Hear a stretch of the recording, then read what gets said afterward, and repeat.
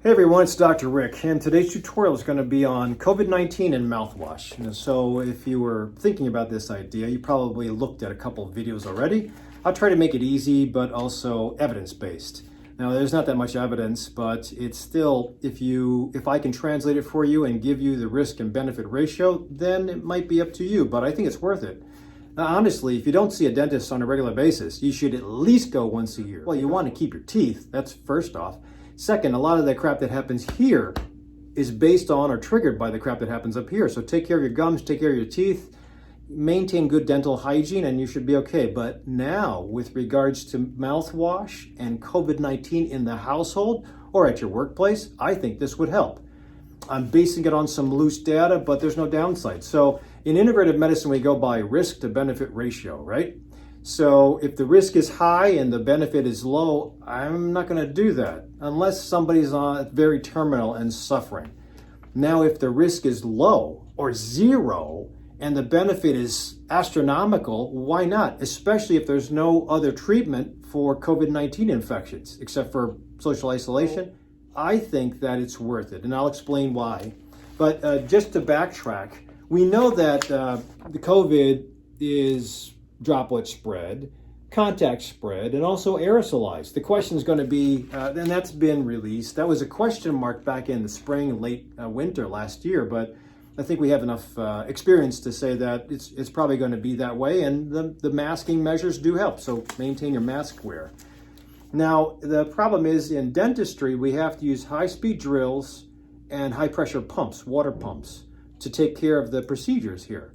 Now, when you do that, what do you spread? Well, you aerosolize everything at high velocity.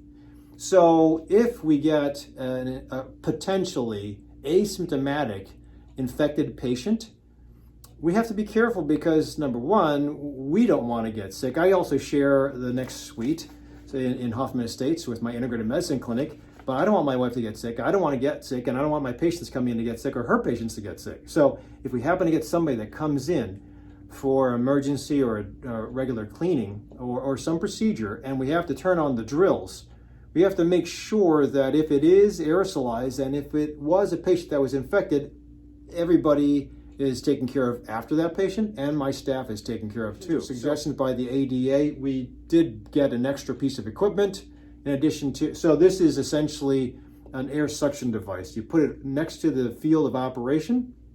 It takes care of giving you a gentle suction, so hopefully the aerosolized particles are kept to a minimum by the dentist, but it will also take anything that's out of the dental field into that, 2 filters, a UV light, and put it back into the room gently.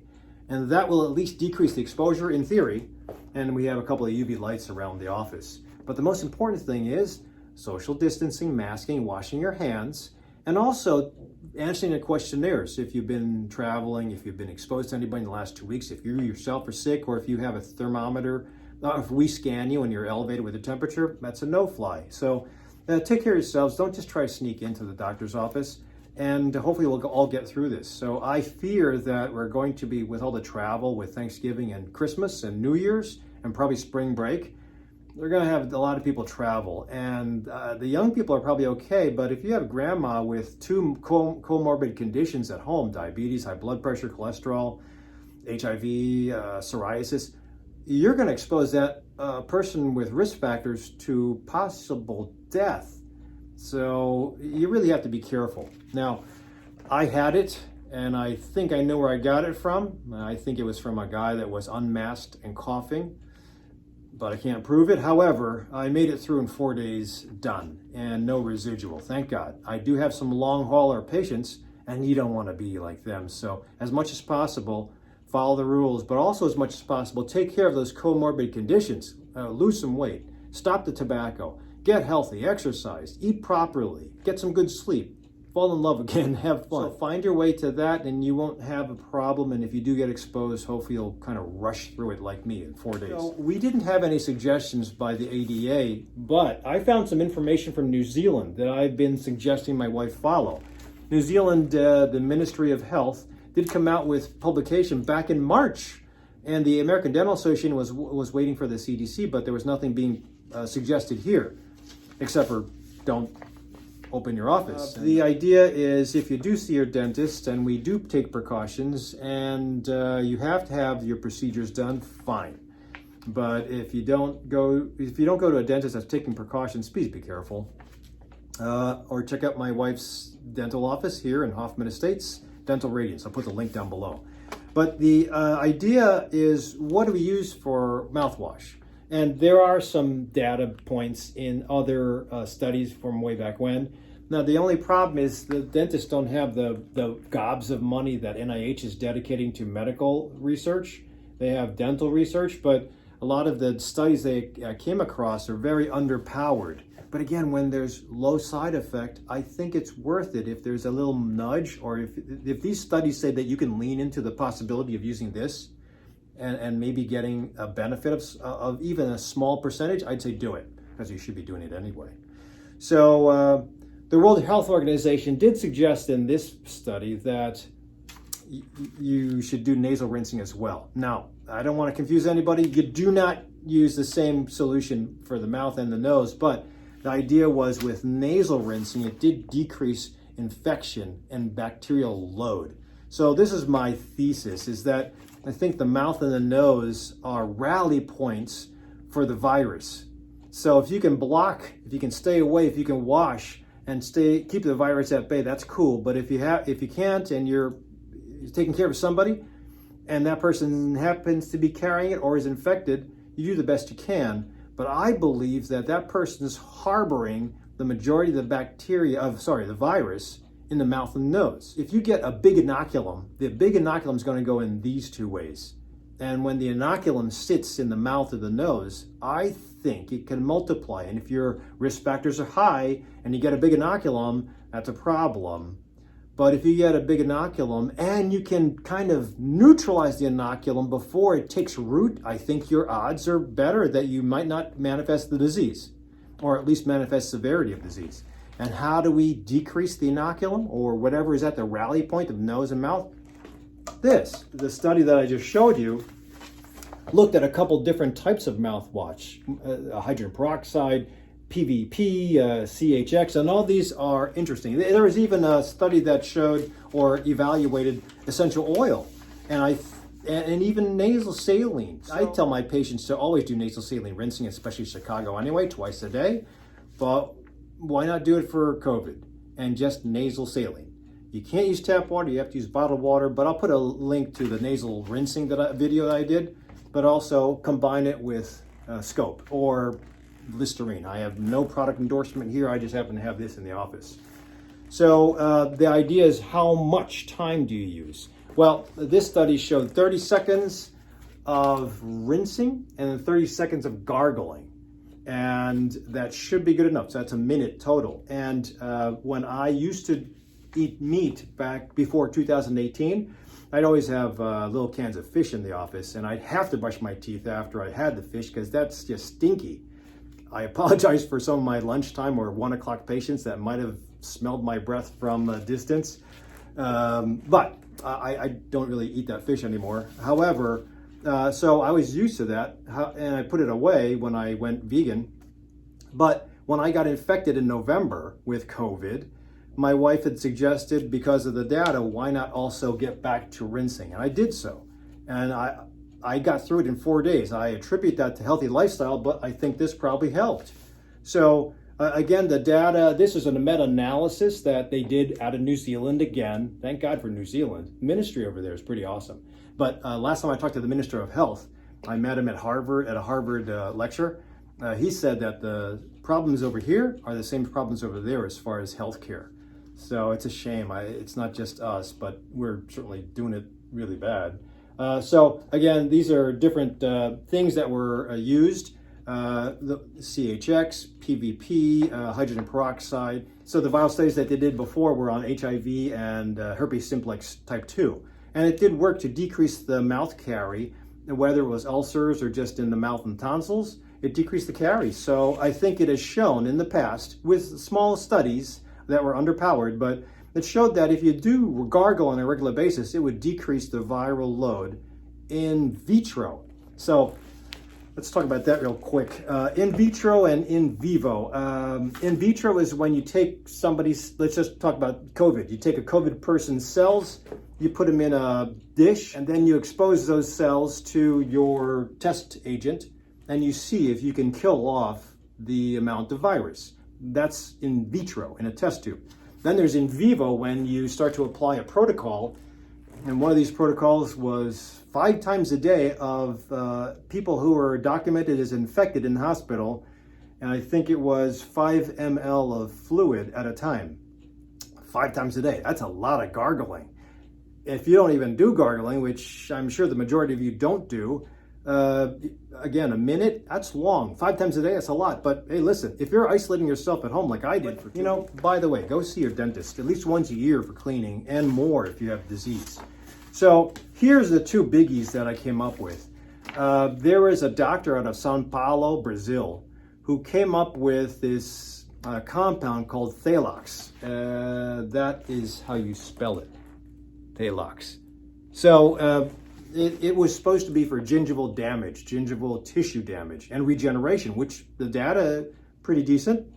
But unfortunately, the data was produced by him. So I always wonder if there's a bias there. Don't know. But again, if the risk is low and the benefit's high, why not? If there's no other treatment plan for COVID, why not? Use of this in vitro did make the COVID virus decrease in vitro. And he also studied with a small amount of patients. And in the small amount of patients that he studied, there was a decrease in cough, sore throat, and mouth ulcers as well. Now, the time frame for the decrease was pretty quick.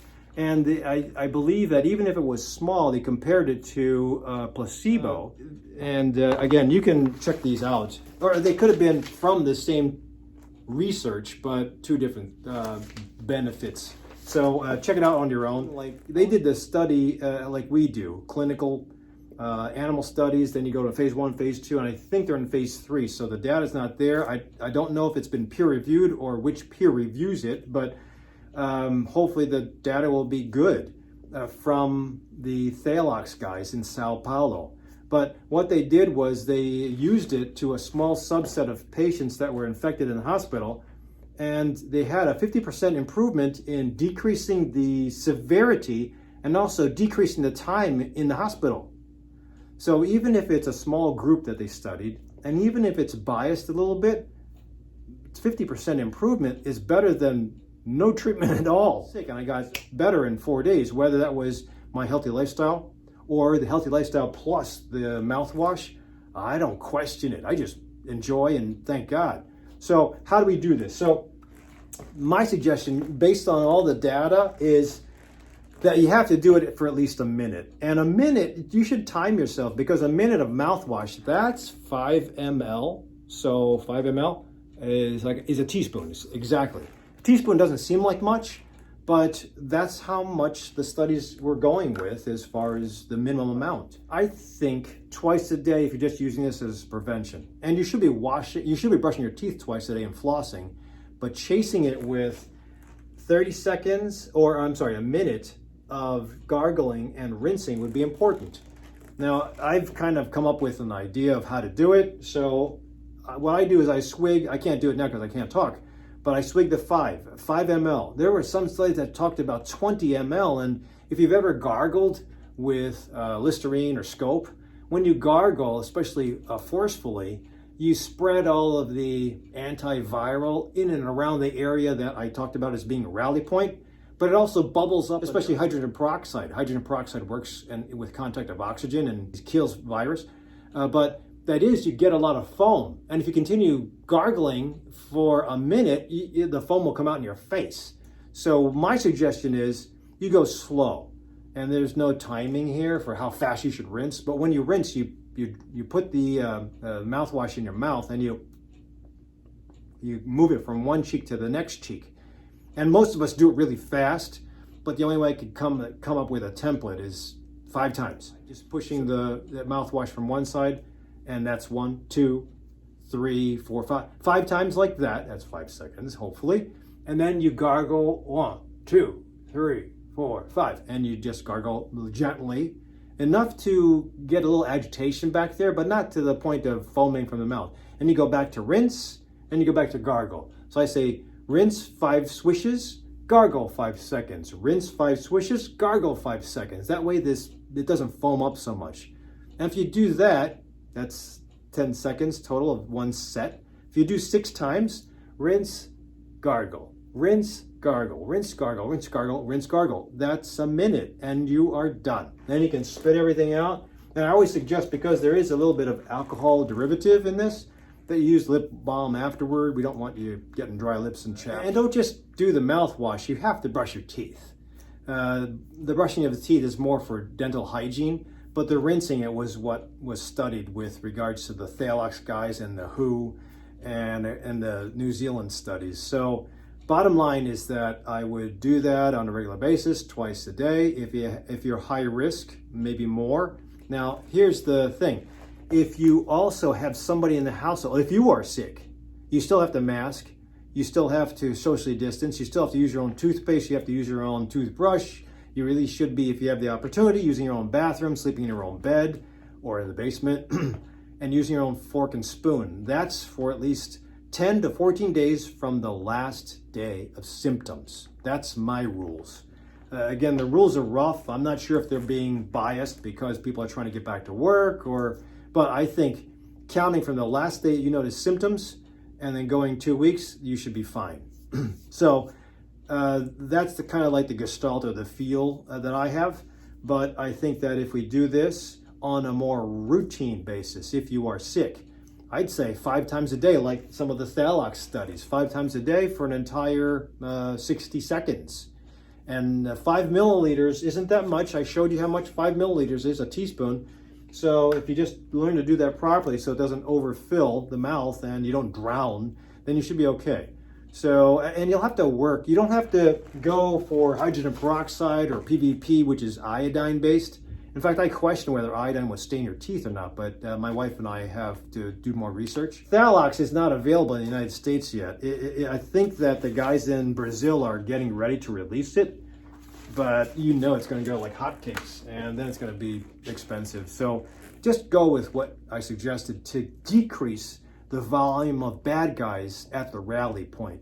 So I think if you constantly decrease, you will decrease your symptoms, I think, and you'll also decrease the spread. So why not try it? And you'll have good dental hygiene and good breath.